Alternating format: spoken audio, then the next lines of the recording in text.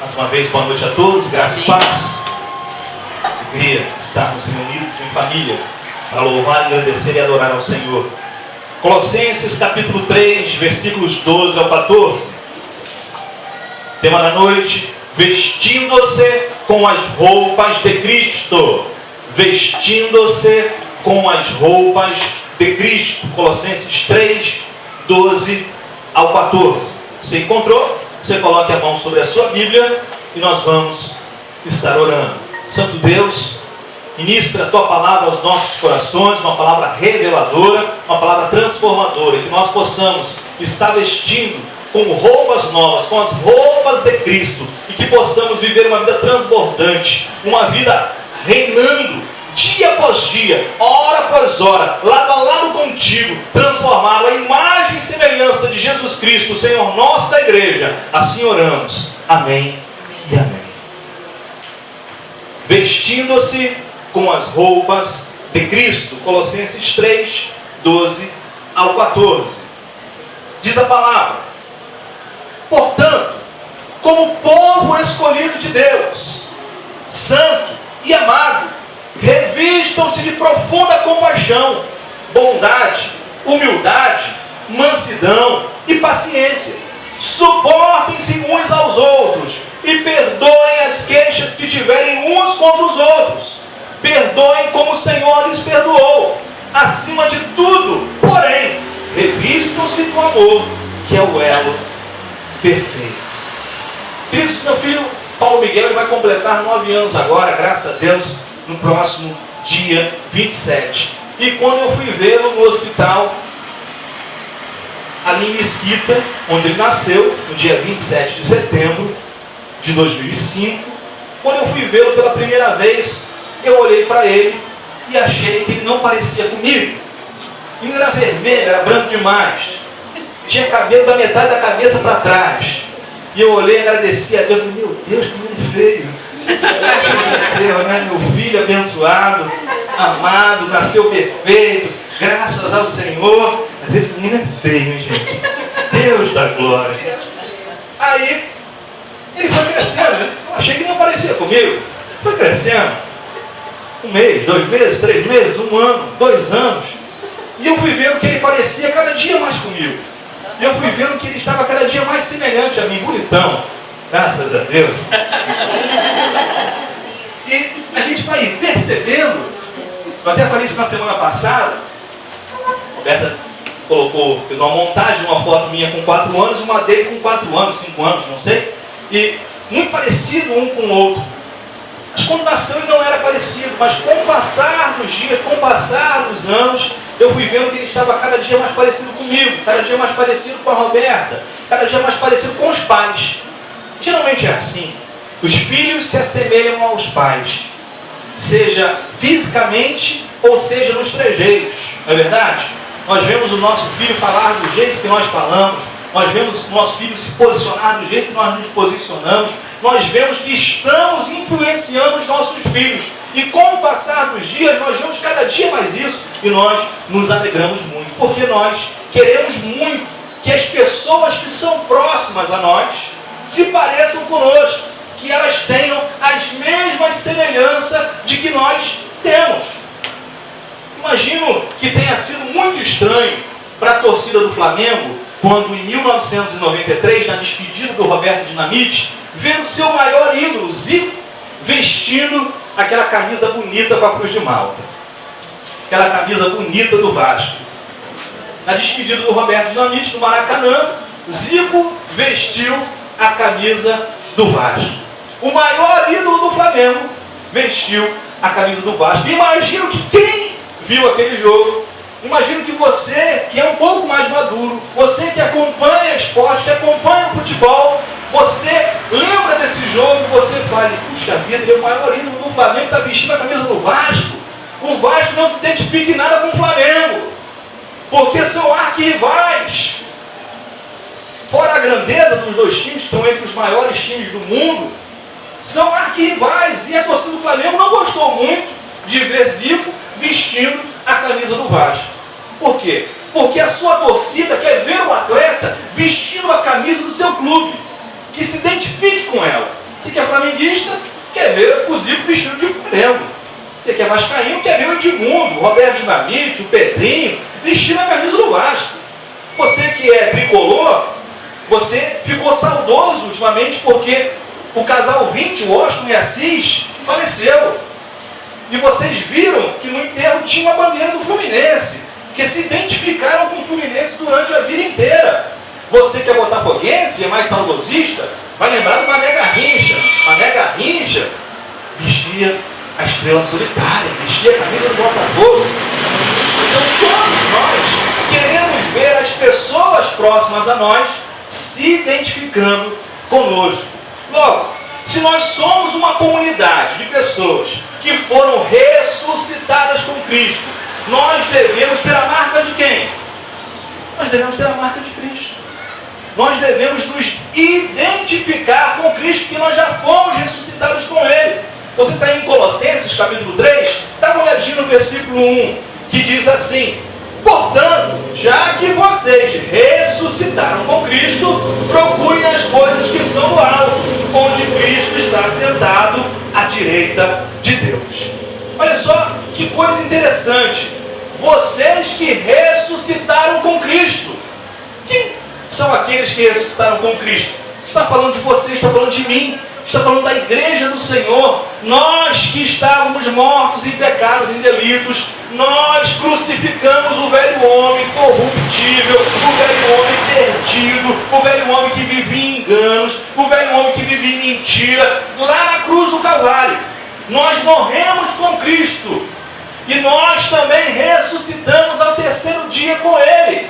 Aí o apóstolo Paulo vai dizer: já que vocês ressuscitarem com Cristo, procurem as coisas que são do alto, onde Cristo está sentado à direita de Deus. A nossa semelhança deve ser espiritual, porque essa semelhança espiritual ela vai produzir mudanças de vida, para que no mundo material seja evidenciada essas mudanças. Então eu ando com Cristo, porque eu morri para o velho homem e agora eu ressuscitei com ele. Agora eu sou uma nova criatura e eu preciso ter as marcas de Cristo em mim. Eu preciso viver entrelaçado com ele. Eu preciso andar com ele de valor em valor, porque eu sei que foi pago um alto preço para que eu pudesse ter uma vida transformada. E tendo essa vida transformada em intimidade com Deus, eu vou produzir frutos na minha vida aqui na terra. Eu olho para o alto, eu não olho para as coisas desse mundo, porque o mundo jaz no maligno, o mundo está perdido em enganos e mentiras. Eu olho para o alto, eu sou influenciado por Cristo, sou transformado por Cristo para ser luz no meio de uma geração perversa, corrompida e caída, para levar a paz e a palavra de esperança aos corações daqueles que hoje estão desviados da casa do Pai. Glória a Deus. Essa é a minha posição, essa é a posição da igreja. A nossa semelhança deve ser espiritual e nós devemos evidenciar Cristo em nós. E Cristo em nós é a esperança da glória. Mas tem alguns comportamentos que nós não devemos ter. Nós devemos olhar para o alto, evidenciar Cristo em nós, mas alguns comportamentos nós não devemos ter. Você está em Colossenses capítulo 3, versículos 5 ao 9. Versos 5 ao 9. Diz o Evangelho: assim façam morrer tudo que pertence à natureza terrena de vocês. Mas nós não fomos crucificados com Cristo? Sim, mas muitas pessoas não evidenciam essa crucificação. Muitos de nós ainda carregam ranços do velho homem, ainda carregam costumes do velho homem. Aí o apóstolo Paulo vai dizer: ó, façam morrer tudo que pertence à natureza terrena de vocês. Eu quero só observar uma coisa aqui. Interessante que as pessoas têm, a oração é fascinante, a oração é imprescindível, oração, o segredo dela está. Nós temos um culto de oração todas as terças-feiras, nós ensinamos e incentivamos os irmãos a orarem uns pelos outros todos os dias, dia após dia, hora após hora, mas nós não enganamos ninguém, porque muitas pessoas vendem uma falsa oração. Eu vou orar para Deus transformar a minha vida, porque eu ainda estou roubando, pastor. Ainda estou roubando, Aí eu estou orando a Deus para Deus fazer eu parar de roubar. Pastor, eu ainda estou enchendo pote. Gosto de uma cachaça. Estou bebendo todo dia. E estou orando a Deus para Deus mudar a minha vida. Eu gosto muito de fumar. Então estou orando a Deus para Deus fazer eu parar de fumar. Pastor, eu guardo um dinheiro. Eu sou ganancioso. E na obra do Senhor não dou nada. Não dou nada porque primeiro eu, segundo eu, terceiro eu, quarto eu, quinto eu, e em sexto lugar é a minha mulher. Sou ganancioso. Estou orando a Deus para Deus mudar a minha vida. Vou ler de novo o versículo 5. Assim, façam morrer tudo que pertence à natureza terrena de vocês. É você andando com Deus que você vai fazer morrer isso. É contigo.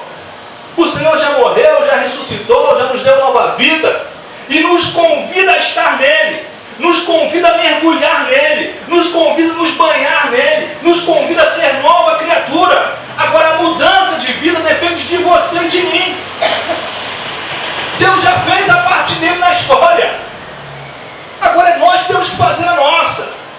Façam morrer tudo que pertence à natureza terrena de vocês: imoralidade sexual, impureza, paixão, desejos maus e a ganância, que é a idolatria. É por causa dessas coisas que vem a ira de Deus sobre os que vivem na desobediência, as quais vocês praticaram no passado, quando costumavam viver nelas. Mas agora abandonem todas estas coisas: ira, indignação, maldade, maledicência, linguagem indecente no falar. Não mintam uns aos outros, visto que vocês já se despiram do velho homem com suas práticas. Se você se despiu do velho homem, você não pode viver nessas práticas, porque essas práticas são práticas do velho homem. E se você ainda carrega um sapato velho, coloque sapatos novos, porque o Senhor tem calçados novos para você e para mim.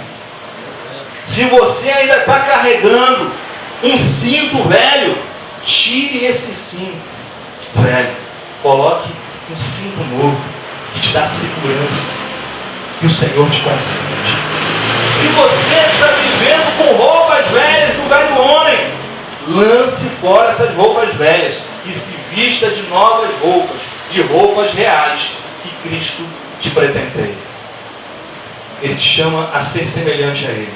Ele te chama a viver como um príncipe, para ser exaltado como um príncipe. É o chamado de Deus para você e é o chamado de Deus para mim. É preciso se vestir com roupas novas. Em outras palavras, já que nós fomos ressuscitados com Cristo, agora devemos deixar impressos em nossas vidas as marcas de Cristo.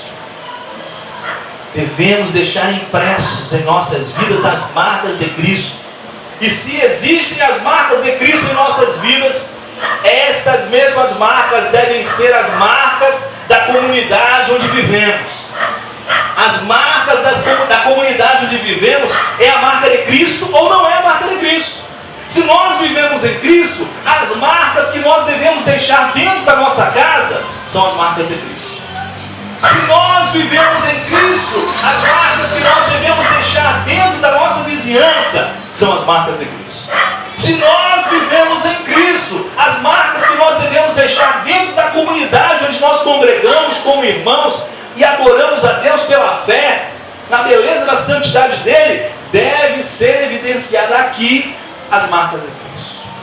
Onde quer que passemos, as marcas de Cristo devem ser evidenciadas. E o contexto dessa passagem, o contexto chama a nossa atenção para a responsabilidade de sermos como Cristo, porque nossa vida está nele, nossa vida está escondida nele, está revestida nele, a nossa vida está marcada por ele, e é por isso que nós devemos nos assemelhar a ele, porque Cristo é a nossa vida. O viver que agora temos na carne, nós vivemos pela fé nele, Cristo Jesus, o Filho de Deus, que venceu e é por nós em todos os tempos. Nós precisamos nos vestir com as roupas de Cristo. E talvez você possa estar se perguntando: pastor, Quais são as roupas de Cristo que eu preciso estar me vestindo? Eu quero dar alguns exemplos nessa noite. Nós precisamos nos vestir da compaixão. Precisamos urgentemente nos vestir da compaixão. Precisamos sentir simpatia com algo ou alguém. Precisamos ter ausência de indiferença. Precisamos ter misericórdia.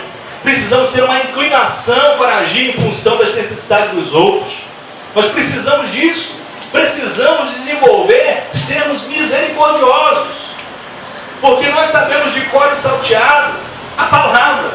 As misericórdias do Senhor renovam-se a cada da manhã.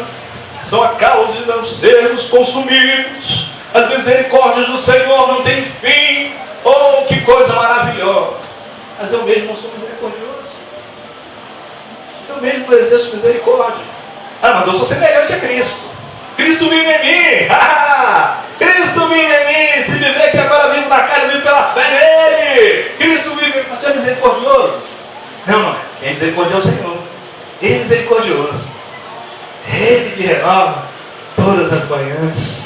Sua bondade, a sua benignidade. E você e eu. E nós precisamos nos vestir de misericórdia. Na vida de Jesus, isso foi ilustrado muitas vezes. Jesus viu uma multidão de mais de 5.000 pessoas ouvindo os seus sermões, andando de um lado para o outro, ouvindo a sua palavra profética de vida eterna, ouvindo o anúncio do Evangelho do Reino de Deus, ouvindo e vendo curas, milagres, sinais, prodígios, maravilhas. E ele sentiu compaixão daquela multidão. Ele providenciou alimentação para aquela multidão. Por compaixão, ele viu, já tem vários dias, eles estão nos seguindo. E ele fez a multiplicação e alimentou aquela grande multidão, porque ele tem compaixão. Ele mostrou compaixão para com a mulher adúltera. Quando muitos foram cercá-lo, muitos foram acusar aquela mulher pega em flagrante adultério e acusando ela através da lei, dizendo tem que ser apedrejada, tem que ser apedrejada, tem que ser apedrejada. Jesus se mostrou compassivo, Jesus teve compaixão daquela mulher e Jesus disse: beleza, então atire a primeira pedra quem não tem pecado. E por final, ao olhar para aquela mulher, disse: onde estão os teus acusadores? Eles foram embora? Eles não te mataram? Então vá e não peques mais. Compaixão. Jesus é exemplo de compaixão. Jesus mostrou um caminho de vida àquela mulher ao invés de rejeitá-la. A religião queria rejeitá-la. Os homens queriam rejeitá-la. Mas Jesus a abraçou e mostrou um novo caminho. Isso é compaixão. Então, ao invés de rejeitar, nós precisamos abraçar. Nós precisamos mostrar o caminho. Outro exemplo de compaixão: Jesus curou leprosos. Se você não sabe, no Império Romano era parte da cultura abandonar os seus feridos. Era parte da cultura. Abandone os leprosos, abandone os doentes. Deixe que o destino dê o fim. Deixe que o destino dê o fim para eles. O destino tem algo reservado para esses doentes, para esses leprosos, para esses feridos. Deixe o destino dar sentença. Deixe eles largados. Jesus foi lá e curou leprosos. Isso é compaixão. Ministrar vida onde não tem vida. Ministrar paz onde não tem paz. Ministrar uma palavra onde não há sombra. Isso é compaixão. Outro exemplo que nós precisamos ter, outra roupa que nós precisamos vestir, melhor dizendo, é da bondade. Nós precisamos nos vestir com a bondade. Bondade é o lado prático da compaixão, né? Bondade é o lado prático da compaixão. Se deixa a inclinação e participação. Você deixa a inclinação, você tem uma inclinação para algo, mas você vai partir para a ação. Você vai fazer o bem. Você vai servir os menos favorecidos.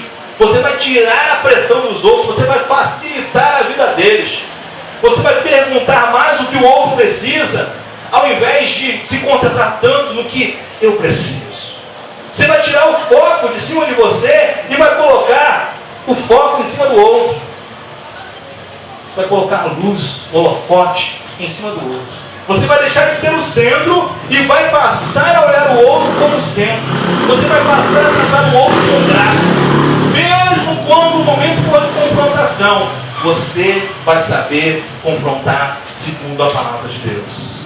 Gálatas capítulo 6.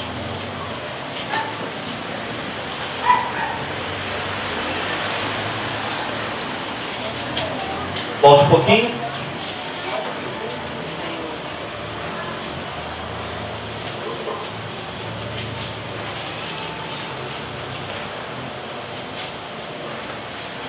Gálatas capítulo 6, versículos 1 a 2. Diz a palavra: Irmãos, se alguém for surpreendido em algum pecado, vocês que são espirituais deverão restaurá-lo com mansidão. Cuide-se, porém, cada um, para que também não seja tentado. Levem os fardos pesados uns dos outros, e assim cumpram a lei de... Isso é bondade. O outro está errado, foi surpreendido em algum erro, você deve restaurá-lo com mansidão. Aqui não está dizendo que você deve fazer como aqueles outros que apontaram o dedo na cara da mulher, ou como muitos hoje em dia ainda fazem. Levam para uma assembleia na igreja, expõem o pecado do irmão, humilham o irmão, humilham a família e dizem: não, isso é amor, nós temos que estar corrigindo aqui, devem falta. Não devem ler a Bíblia, gente. Não devem ler a Bíblia. Meu Deus do céu, não devem ler. Irmão, se alguém for surpreendido em algum pecado, vocês que são espirituais, descobri, não são espirituais, né? E quem faz isso não é espiritual. O espiritual cuida do outro. Deverão restaurá-lo com mansidão. Se alguém for pego em algum erro, não é para ser conivente com ele, para chegar lá e dizer: olha, eu te amo tanto, mas isso que você está fazendo está fora da palavra. Isso que você está fazendo está fora do contexto de família. Isso que você está fazendo não está trazendo benefício nenhum para você. Mas eu quero dizer que Deus te ama muito.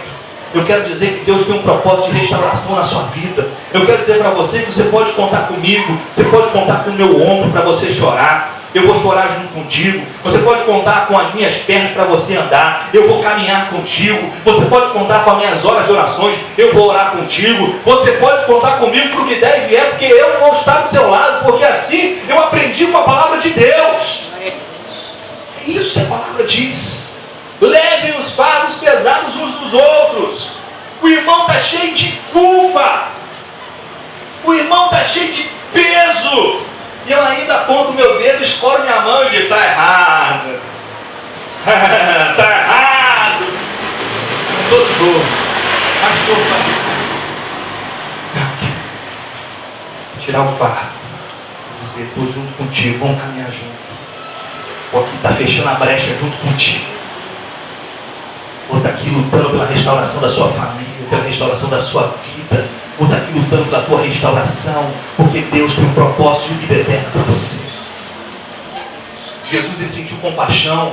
Você conhece a história da viúva de Naim? Jesus teve compaixão pela viúva de Naim. Jesus agiu em função da necessidade dela. Jesus ressuscitou o seu filho. Aquela mulher ia viver marginalizada naquele tempo. Aquela mulher ia viver excluída. A única solução para aquela mulher talvez fosse pedir esmolas ou se prostituir. Tinha perdido o seu marido, agora acabaram de perder o seu filho. Aquela mulher ia ficar à margem da sociedade. Mas Jesus não só foi compassivo, Jesus foi bondoso para com ela. E Jesus ministrou a ressuscitação. Ressuscitou o seu filho. Jesus é maravilhoso. Jesus transformou água em vinho na festa de Caná da Galileia. Era dia de bodas, era dia de festa, era dia de alegria, mas o vinho havia acabado. Os convidados começaram a ficar tristes, mas não era dia de tristeza, era dia de alegria. E Jesus transforma a água em vinho e traz alegria para aquele casamento. Jesus ele poderia ter se omitido, mas Jesus age bondosamente. Jesus é exemplo de bondade para você e para mim. Nós devemos também nos vestir, terceira roupa que devemos vestir, da humildade. Humildade não significa você se menosprezar, não significa você se diminuir. O que significa humildade? Significa você não se autopromover, você passar a promover os outros. Tem muitas pessoas que não têm humildade. Eu já falei isso aqui 1000 vezes, mas vou falar de novo. Porque quando eu canto, né? O céu rasga. Quando eu começo a falar, anjos, querubins, serafins, vem todo para frente para ficar babando por mim. Porque eu quando falo, eu quando prego, eu quando canto, eu quando chego, eu sou tudo de bom. Humildade nenhuma. O foco é só Ele. O que é humildade? É olhar os irmãos. É eu ver dons e talentos de Deus na vida de cada um dos irmãos e colocar o foco nos irmãos. E ver que os irmãos têm talentos que eu não tenho, mas que me completam. De ver que os irmãos têm dons que eu ainda não tenho, mas que me completam. De passar a enxergar no outro qualidades e virtudes que eu ainda não tenho, mas que me completam. É deixar que Deus, no seu tempo, traga a honra. A honra que Deus quer dar a cada um de nós. É Deus quem dá a honra. É buscar honrar a Deus e honrar os outros em primeiro lugar. Humildade também é obediência. É fazer o que Deus quer, mesmo que isso lhe cause perda. Mesmo que isso, aos olhos humanos, lhe cause humilhação. Não é se humilhar, mas talvez, quando você age com humildade, outras pessoas vão olhar e vão dizer, está se humilhando, hein? Mas não, é obediência. Eu quero dizer para você que existe alegria em obedecer ao Senhor. Existe alegria em obedecer ao Senhor. Existe um espírito de força de vontade, uma adrenalina em viver em obediência e santidade com o Senhor. O humilde ele busca obedecer a Deus, mesmo quando isso traz certo peso ou grande peso de perda. Ele é humilde, ele é obediente, ele serve ao Senhor, ele espera que no tempo Deus o exalte. Eu quero dizer que é Deus que te exalta. É Deus que te exalta. Qual foi o exemplo que Jesus nos deixou? Por vários. Eu quero trazer um exemplo que Jesus nos deixou. Jesus, ele lava os pés dos discípulos. Jesus, ele lavou os pés dos discípulos. Se você não sabe, o escravo fazia isso com o seu senhor. Naquele tempo existiam escravos e o seu senhor chegava cansado da labuta, do trabalho, de dar ordens e mandar nos seus escravos, e colocava aquela botina para cima, e vinha o escravo, ficava de joelho, pegava uma bacia, tirava o calçado, lavava os pés, trazia um refrigério, trazia um bem-estar para o seu Senhor. Jesus, ele tomou a forma de servo, tomou a forma de escravo. Jesus, ele foi e com humildade lavou os pés dos seus discípulos. Ele disse: eu vim para fazer a vontade de meu Pai. Porque o Filho do Homem não veio para ser servido, o Filho do Homem veio para servir. Aí existem pessoas, tantas pessoas nas igrejas, que acham que nasceram para ser servido. Existem tantas pessoas nas igrejas que acham que nasceram para ser bajulados, que acham que nasceram para ser adorados. Jesus, que é digno de adoração, diz: eu não vim para ser servido, eu vim para servir. Deixa o exemplo de humildade. Eu preciso me vestir com a roupa da humildade. Quarta roupa que eu preciso vestir: mansidão. Mansidão é muito relacionada com humildade, né? Ela tem uma conotação de ser gentil, mas sem ser frágil. Mansidão é você ser gentil, não é você ser frágil. É você saber o que você está fazendo. Talvez aparente ser bobinho. Tão bobo. É tão boba, não, é gentil. Não é frágil. Tem a ver com a capacidade de aguentar a dor sem desistir. Pessoa que tem o espírito de mansidão, que se vestiu da roupagem da mansidão, ela persevera diante do sofrimento, ela persevera diante das perdas, ela não se exaspera, ela tem uma capacidade de sofrer injúrias ao invés de causá-las. Essa é a pessoa que tem um espírito de mansidão. Ela sofre a injustiça, mas ela não se vira contra aquele que a injuria, que a calunia, que a ofende, que a machuca. Ela espera o tempo de Deus. Ela entende que Deus é quem julga todas as causas. É a capacidade de abrir mão de direitos, de abrir mão de privilégios. Mas não significa em nenhum momento ser fraco. Você ter um espírito de mansidão não significa você ser fraco. Significa você ser expressivo, ser assertivo e ainda assim estar disposto a perder em função do compromisso com Deus. Evite vãs discussões, diria o apóstolo Paulo. Começou a discussão, começou a contenda, evite vãs discussões. Ah, tá vendo, perdeu, ficou quieto, tem cara consciente. Espírito de mansidão. Amém, irmão? Fica na paz do Senhor. Deus te abençoe. Amém. Exemplo que Jesus nos deixou. Jesus, antes de ser preso, ao ser preso, Pedro vai e corta a orelha de um soldado. Jesus estava sendo traído por um de seus discípulos. Jesus estava sendo preso injustamente.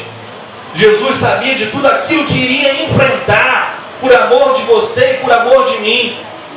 Um soldado que foi ferido, teve a orelha cortada. O que Jesus fez? Jesus restaurou a orelha da pessoa. Num momento de crise, num momento de afronta, num momento de tribulação, num momento de agonia, Jesus mostrou-se ter um espírito de mansidão. Eu preciso aprender com Jesus. Quinta e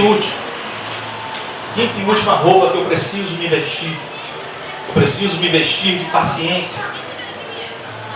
Eu preciso me vestir da paciência. É uma longanimidade que não se extingue facilmente. O paciente aguenta as loucuras, o paciente aguenta a insensatez de seus companheiros, sem se tornar cínico, sem se tornar desesperado. Não deixa que as ofensas, os insucessos dos outros sejam transformados em seu coração como ira e como indignação. Não deixa. As pessoas estão fazendo tudo errado. As pessoas estão fazendo tudo o contrário. Mas você tem um espírito de paciência em você. Você tem um espírito santo em você. Você sabe muito bem de que Deus é quem governa a sua vida. Você sabe muito bem que o tempo é do Senhor. E você não deixa a ira brotar no seu coração, a indignação brotar no seu coração. Você espera o tempo perfeito, porque você sabe em quem confia e sabe que Ele é poderoso para fazer infinitamente mais. Exemplo que Jesus nos deixou no seu caminhar com Pedro. Pedro não só era um dos discípulos de Jesus, era um dos discípulos mais próximos. Mas Jesus sabia que Pedro iria abandonar. Jesus sabia que Pedro, na hora que as coisas apertassem, iria abandonar. Mesmo assim, Jesus confiou em Pedro até o fim. Confiou até o fim. E logo após, restaurou a vida de Pedro. Quando Pedro aceitou a sua própria insuficiência. Jesus disse: Senhor, apacenta as minhas ovelhas. Você me ama, Pedro? Apacenta o meu rebanho. Você me ama de fato, de verdade? Apacenta o meu rebanho. Pedro negou Jesus 3 vezes. Jesus perdoou Pedro 3 vezes. Pedro foi restaurado porque Jesus demonstrou paciência. Mesmo nos momentos que Pedro fraquejou. Mesmo nos momentos que Pedro deu as costas. Mesmo nos momentos que Pedro o abandonou. Jesus sempre esteve com ele. Quando Pedro negou pela 3ª vez, os olhos de Cristo se pintaram com os olhos de Pedro. Eu tenho certeza que naqueles olhos existiam compaixão, existiam bondade, naqueles olhos existia mansidão, naqueles olhos existia paciência, naqueles olhos existia um amor. Jesus, Ele te ama, Jesus, Ele me ama e ama muito. Nós precisamos aprender a ter esse espírito de paciência. Precisamos aprender a perdoar como Jesus nos perdoou. Para terminar, 5 minutos finais, eu quero levar você a refletir. Porque você pode estar se perguntando: pastor, tudo isso tem a ver comigo? Tudo isso tem a ver comigo em conhecer a Jesus, em ser semelhante a Jesus, em me parecer com Ele? O que tudo isso tem a ver? Porque eu já sou eleito de Deus, eu já sou abençoado de Deus, eu já sou predestinado por Deus. Então, está tudo resolvido, ninguém vai deixar de ser abençoado, predestinado, amado. É verdade, você é amado. Deus nunca vai deixar de te amar. Te amou quando você era inimigo. Imagine agora quando Ele te chama de inimigo. Nunca vai deixar de te amar. Mas o que eu quero dizer para você é que você foi separado para o louvor da glória dele. E quem é separado para o louvor da glória dele não pode chegar de qualquer jeito diante dele. Quem é separado para o louvor e honra do nome dele não pode chegar de qualquer maneira diante dele. Deus quer trabalhar em você e Deus quer trabalhar em mim. Aprenda a se separar, querido, para ser trabalhado e tratado por Deus. Aprenda a se separar. Tire um tempo a sós. Tire um tempo a sós com Deus. Seja tratado com Deus. Seja tratado por Deus. Seja cuidado. Saia do meio do caos. Saia do meio da agitação. Saia do meio das mídias sociais que te prendem tanto tempo. Saia do meio, saia da frente da televisão. Separe um tempo a sós com Deus para Deus tratar com você. Que eu separe um tempo a sós com Deus para Deus tratar comigo. Porque talvez nós estejamos ainda carregando farrapos do velho homem. Talvez nós ainda estejamos carregando condutas do velho homem. Talvez nós ainda estejamos vivendo uma vida muito parecida para o velho homem. Talvez nós sejamos semelhantes a Cristo somente dentro da igreja. Preciso que Cristo te trate. Você precisa que Cristo te trate. Separe tempo a sós com Deus. Aprenda com Deus. Deixa refletir a luz de Jesus. Viva uma vida em santidade, porque sem santificação ninguém verá o Senhor. Consagração, separação e dedicação a Deus. Santidade tem a ver com como eu trato aqueles que Deus coloca no meu caminho.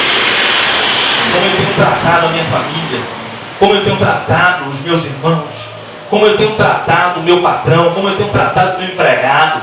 Como eu tenho tratado aquela pessoa que hoje está à margem da sociedade. Talvez mendigando.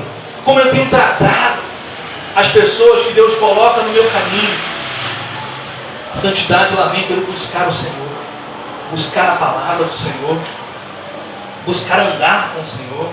Buscar entender o que Deus quer de mim. Buscar entender o que Deus quer trabalhar em mim. A santidade vem com o reconhecimento. Senhor, tem coisas que eu ainda não me desfiz. Tem coisas que eu ainda não mudei. Senhor, tenha misericórdia de mim. É reconhecer. Porque se confesso o meu pecado, eu sou por Deus justificado. se eu reconheço minhas fraquezas, minhas debilidades, minhas imperfeições, que eu não sou o bambambam, que eu não sou o dono da verdade, que eu não sei tudo, que aliás eu sei muito pouco ou quase nada, que eu preciso ser alcançado cada dia, transformado pelo Senhor da vida, pelo meu Deus. A santidade vem pelo reconhecimento. Eu preciso deixar Deus me marcar. Eu preciso deixar Deus me marcar com as marcas de Cristo. Eu tenho sido negligente em revestir-me das roupas de Cristo. Que Deus tenha misericórdia de mim. Você tem sido negligente em se revestir das roupas de Cristo. Que Deus tenha misericórdia de você. As lutas vêm, os problemas vêm, e nós não entendemos que a tribulação produz perseverança, que a perseverança produz experiência, que a experiência produz esperança, e que a esperança não traz confusão. Nós não entendemos que no meio das lutas, no meio das dificuldades, no meio das debilidades, Deus está querendo trabalhar conosco. Mas nós colocamos a nossa vontade na frente de tudo. Nós colocamos o nosso jeitinho brasileiro na frente de tudo. Nós colocamos o nosso desejo na frente de tudo. E não deixamos Deus trabalhar conosco. Que nós venhamos ouvir a Deus. Que nós venhamos enxergar a Deus. Que nós venhamos a ser transformados. Para sermos parecidos cada instante mais com Cristo. A comunidade que se parece com Cristo é a comunidade que o mundo precisa conhecer. A comunidade que se parece com Cristo é a comunidade que a sua família precisa conhecer. A comunidade que se parece com Cristo é a comunidade que esse bairro aqui precisa conhecer. E essa comunidade é você, sou eu, somos nós. A nossa vida transformada em Deus. Este é o segredo para evangelizarmos e para ganharmos almas para o Senhor Jesus. Eu termino com algumas perguntas. Você se parece com Jesus? Vou perguntar de novo. Você se parece com Jesus? Vou aprofundar a pergunta. Seus filhos dizem que você se parece com Jesus? O seu cônjuge diz que você se parece com Jesus? Eu vou subir o tom. Deus diz que você se parece com Jesus hoje. Quando sair daqui, que você e eu, que nós venhamos refletir Cristo em nós. Que nós venhamos a estar desejosos de nos parecer cada instante mais com Ele, transformados à imagem e semelhança dEle, vivendo para o louvor e para a glória dEle, hoje e sempre, no nome dEle, Jesus. Amém, e amém, e amém. Glória a Deus. Fique de pé, querido.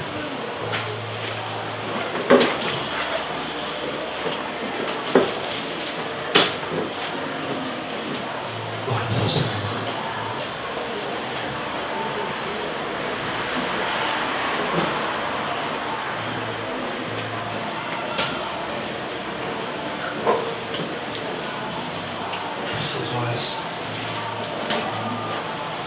Aleluia.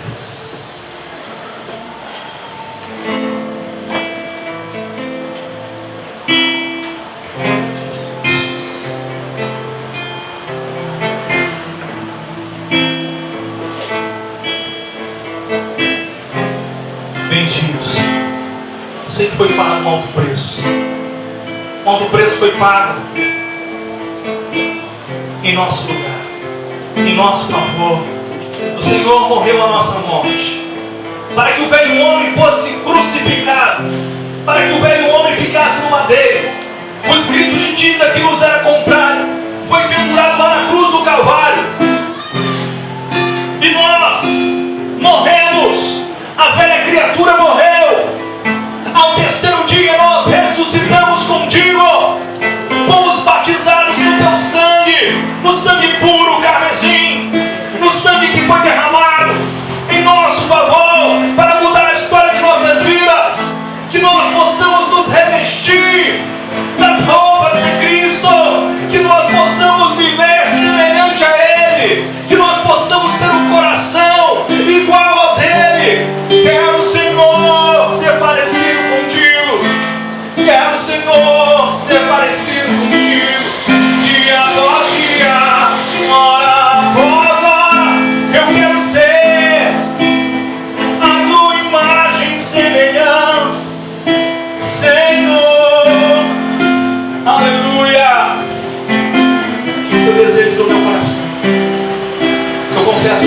pecados diante de Ti.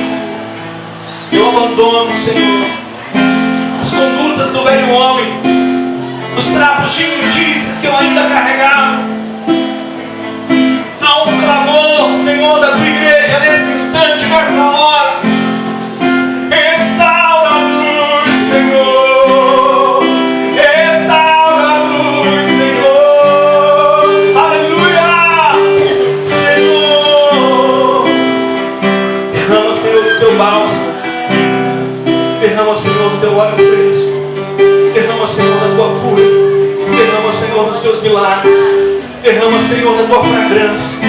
Derrama, Senhor, do Teu vinho novo. Derrama, Senhor, sobre cada um de nós. Queremos ser semelhantes a Ti, Jesus. Despeça-nos da Tua paz e do Teu amor. Que nós possamos refletir a Tua glória todos os dias de nossas vidas. Que nós possamos viver para Ti, engrandecendo o Teu nome e sendo aquilo que Tu desejas. Para que outros Te vejam através de nós e sejam transformados e impactados, que sejam curados e libertos no Seu nome, Jesus. Amém. Amém. Glórias ao Senhor. Você é abençoado. Você é mais do que vencedor. E desde já eu te declaro inabalável, no imutável conselho de Deus e sob a infalível cobertura de Sua eterna graça.